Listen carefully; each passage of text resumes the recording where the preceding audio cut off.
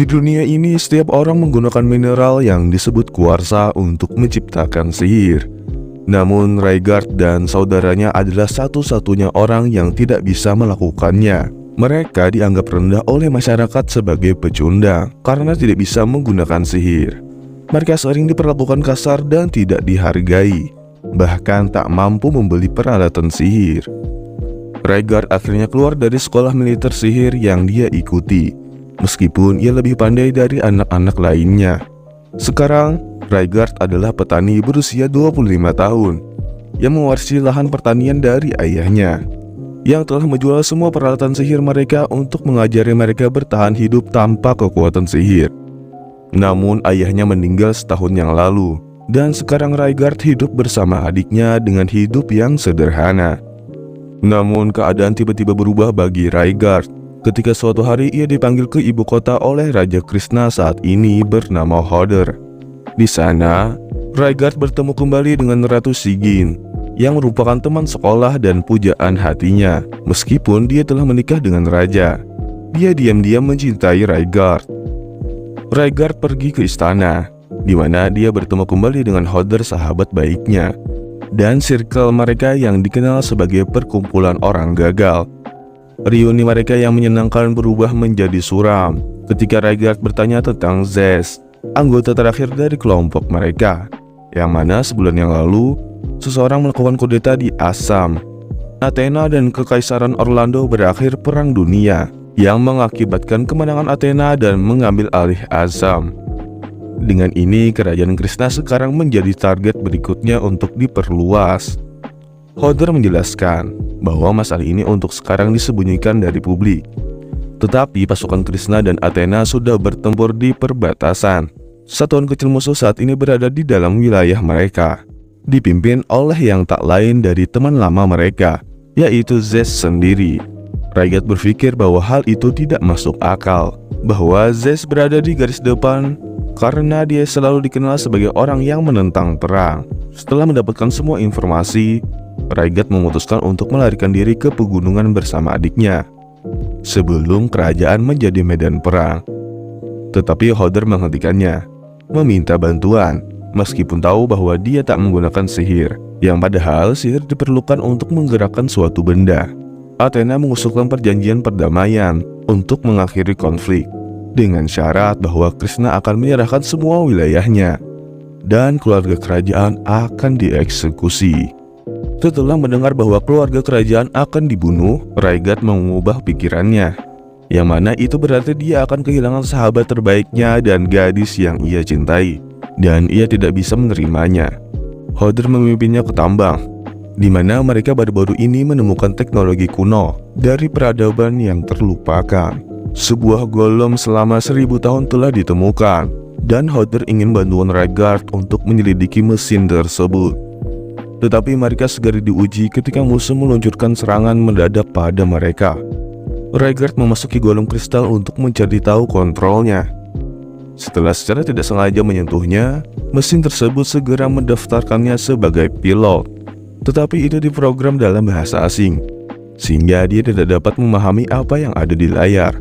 Raigard memutuskan untuk mengikuti instingnya dan meluncur tinggi ke langit. Kristal yang mengelilingi golem hancur. Terlihatlah sebuah golem hitam yang belum pernah dilihat sebelumnya. Raigard mendarat tepat di senapan musuh, tetapi dia masih mencoba mencari tahu kontrolnya. Saat musuh menembakinya, Raigard menekan gas, dan golemnya meluncur ke arah musuh, menancapkan musuh ke dinding jurang. Dia tidak bermaksud menyerang dan berharap tidak melukai pilot musuh. Mereka segera disambut dengan serangan balik Athena. Kapten musuh menyerang Raigard dan membuatnya pingsan. Raigard terbangun yang mendengar Zez dan Hodor berbicara, dan memutuskan untuk menangkap Zez. Tetapi ia kembali terjatuh. Untungnya, Baldur, seorang jenderal militer Krishna, tiba dengan bala bantuan, memaksa Zez dan skuadnya untuk mundur. Sigyn segera berlari ke arah Raigard untuk memeriksa apakah dia terluka. Tetapi dia meyakinkan bahwa dia baik-baik saja, dan mengatakan bahwa golem yang baru ditemukan bekerja untuknya, meskipun dia tidak bisa menggunakan sihir. Keesokan harinya, Raigard dikerahkan untuk membantu dalam pertempuran di gerbang utara kerajaan. Shingen berpikir Zest kembali, sehingga dia tidak punya pilihan selain menghadapinya lagi. Zest segera bertanya kepadanya bagaimana dia mengemudikan golem dan memberinya ceramah tentang bagaimana perang dimulai. Dan singkat cerita, dia meminta Raigard untuk membujuk Hodor menyerah. Tapi Raigard menolak karena syarat yang diberikan sangatlah buruk. Namun sebelum mereka bisa berbicara lebih lanjut, Zest naik ke golemnya dan mengancam akan menembak Raigard dalam hitungan kelima. Dia memberitahu Raigard bahwa jika mereka tidak menyerah sekarang, seorang jenderal kejam bernama Barkius akan bergabung dalam perang yang memimpin lebih dari 200 golem ke ibu kota. Tapi Raigard tetap bertahan, membuat Zest menembak golem Raigard sampai membuatnya jatuh. Raigard terpaksa masuk ke dalam golemnya dan melarikan diri. Ketika dia sudah jauh dari musuh, dia bersembunyi, tapi golem musuh melihat dan menyerangnya kembali. Raigard berhasil menghindari peluru itu, tapi golem tetap menyerangnya, sehingga dia menggunakan pedang claymore-nya untuk membela diri. Kedua pilot masuk dalam pertarungan jarak dekat. Karena mesin Raigard tak bisa menggunakan pistol, tapi dia hampir tak bisa mengendalikan golem hitamnya. Teknik pertarungan yang tidak tepat membuatnya kewalahan. Jadi dia melarikan diri lagi, tetapi berhenti di tengah jalan ketika musuh terjatuh. Seorang pilot muncul untuk menyelamatkan Raigard atas perintah Balder dan akan menembak musuh yang sudah terjatuh tadi. Raigard menghentikannya, mengatakan bahwa tidak perlu membunuh musuh. Tapi pilot itu memberitahunya bahwa mereka sedang berada di tengah-tengah pertempuran dan harus bersikap tegas. Musuh memanfaatkan kesempatan itu dan menembak orang tadi dengan satu tembakan di dada hingga membunuhnya. Raigard marah melihat aksinya itu. Dia menyerang musuh dengan tiba-tiba dan meluncurkan tombaknya dengan tepat sasaran. Dia berteriak meminta musuh untuk menyerah, tapi dia memutuskan mengakhiri hidupnya. Dan Raigard menyaksikan kematian kedua dalam hitungan menit. Malam itu, Shingen berbicara dengan Raigard tentang kejadian itu dan mencoba menghiburnya. Tapi dia pergi sebelum dia selesai. Keesokan harinya, dia mengunjungi makam pilot yang meninggal karena kelalaian dirinya. Di sana dia bertemu dengan istri yang sedang hamil dari prajurit itu. Melihat ini, Raigard merasa semakin bersalah dan menyesal atas kematian yang sepenuhnya bisa dicegah itu. Seorang jenderal mengundang Raigard untuk bergabung dalam misi berikutnya karena Hodor ingin menyerah dan mengorbankan dirinya juga Shingen untuk mati. Namun peristiwa berat terlalu banyak bagi Raigard dan ia meninggalkan tempat itu. Saat Raigard pergi, ia ingat ayahnya memberitahunya bahwa tidak apa-apa untuk lari jika ia merasa akan mati. Ia menyadari bahwa ia tidak ingin melakukannya kali ini, jadi ia berbalik dan akhirnya memutuskan untuk membantu sahabatnya dengan bergabung dalam perang. Hari berikutnya, Raigard secara resmi mendaftar di Angkatan Bersenjata sebagai salah satu kesatria pribadi Hodor. Setelah mempersiapkan golem hitam kuno, Shingen memberitahunya tentang batas-batasnya. Setelah Balder memberitahunya tentang gerakan musuh, Raigard bergerak untuk menghadang mereka. Ia melihat mereka dan menyerang squad Zest dan berhasil membunuh salah satunya. Ketika Raigard bergerak, Zest menyerangnya dengan akurasi yang tepat. Raigard mencoba menyerang senjata Zest dengan harapan dapat mematikan mesinnya. Namun Zest menggunakan ini untuk menghindari serangannya, membuat Raigard jatuh di dalam jangkauan tembakan musuh. Namun berkat gerakan superior yang luar biasa dari golemnya, Raigard berhasil meluncurkan dirinya ke arah Zest yang mencoba memanggil Zest, tetapi tak ada respon. Kelompok golem Krishnan muncul di kejauhan, bergerak untuk menangkap Zest. Namun salah satu rekan setimnya mematikan mesin Raigard dan menciptakan kekacauan di antara tentara Krishna yang mendekat. Raigard terbangun beberapa menit kemudian yang mencari Zest, tetapi Balder memberitahunya bahwa ia sudah melarikan diri. Hodor memberitahunya bahwa prajurit yang mereka tangkap hanya berusia 12 tahun.